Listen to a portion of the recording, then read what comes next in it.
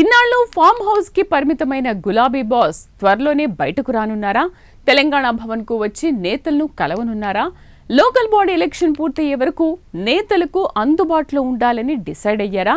స్థానిక సంస్థల ఎన్నికలపై ఫోకస్ పెట్టిన గులాబీ దళపతి అవి పూర్తయ్యే వరకు నందీనగర్ నివాసంలో ఉండనున్నారా? సర్పంచ్ ఎన్నికలపై కేసీఆర్ ప్రభావం ఎంతవరకు చూపుతుంది? ఇంతకీ రాజకీయ వర్గాల్లో జరుగుతున్న చర్చ ఏంటి? Let's watch the story.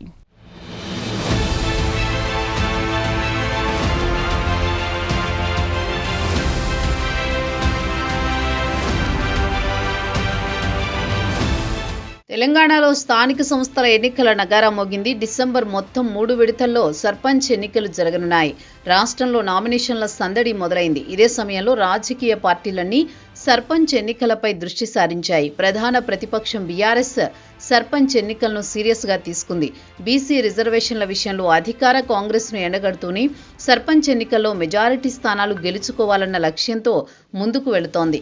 స్థానిక సంస్థల ఎన్నికల్లో బీసీలకు 42% రిజర్వేషన్లకు చట్టబద్ధత కల్పిస్తామని హామీ ఇచ్చిన కాంగ్రెస్ ఇప్పుడు మాట తప్పి పార్టీల పరంగా రిజర్వేషన్లంటూ బీసీలకు అన్యాయం చేస్తోందన్న విషయాన్ని బలంగా ప్రజల్లోకి తీసుకువెళ్లాలని డిసైడ్ అయింది. ఇదే సమయంలో ఎన్నికల సమయంలో కాంగ్రెస్ ఇచ్చిన 6 గ్యారంటీలు సహా ఇతర హామీల వైఫల్యాలపై విస్తృతంగా ప్రచారం చేయాలని నిర్ణయించింది.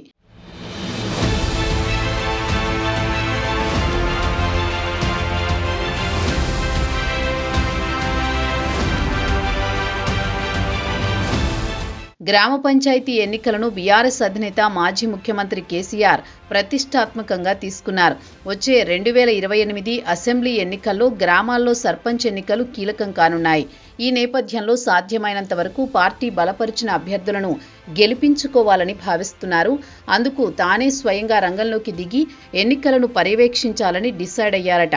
అనారోగ్యం, వివిధ కారణాలతో గత 2 ఏళ్లుగా కేసీఆర్ ఎర్రవెల్లి ఫామ్ హౌస్కే పరిమితమయ్యారు. 1-2 సార్లు తెలంగాణ భవన్కు వైద్య చికిత్స కోసం వచ్చిన సందర్భంగా కొన్ని రోజులు నందీనగర్ నివాసంలో ఉన్నారు కేసీఆర్. పార్టీకి సంబంధించి ముఖ్యమైన సమావేశాలు నిర్వహించాల్సి వచ్చినా, నేతలను కలవాల్సి వచ్చినా ఫామ్ హౌస్కే పిలిపించుకుంటున్నారు. బీఆర్ఎస్ వర్కింగ్ ప్రెసిడెంట్ కేటీఆర్ సహా ముఖ్య నేతలంతా కేసీఆర్ను కలవాలంటే అక్కడికే వెళుతున్నారు.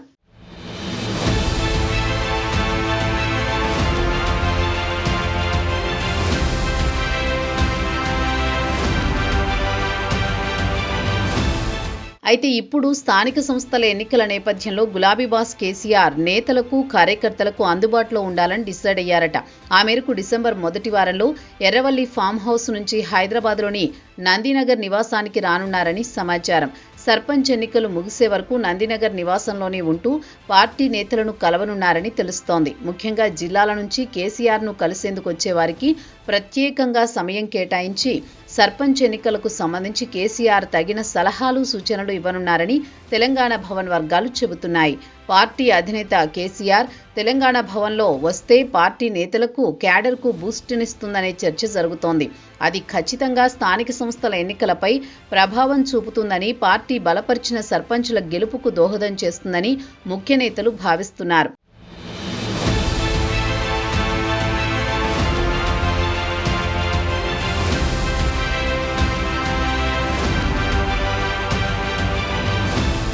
మరి నిజంగానే కేసీఆర్ తెలంగాణ భవన్కు వస్తారా? అదే జరిగితే అది సర్పంచ్ ఎన్నికలపై ఎంతవరకు ప్రభావం చూపుతుందన్న చర్చ రాజకీయ వర్గాల్లో సాగుతోంది.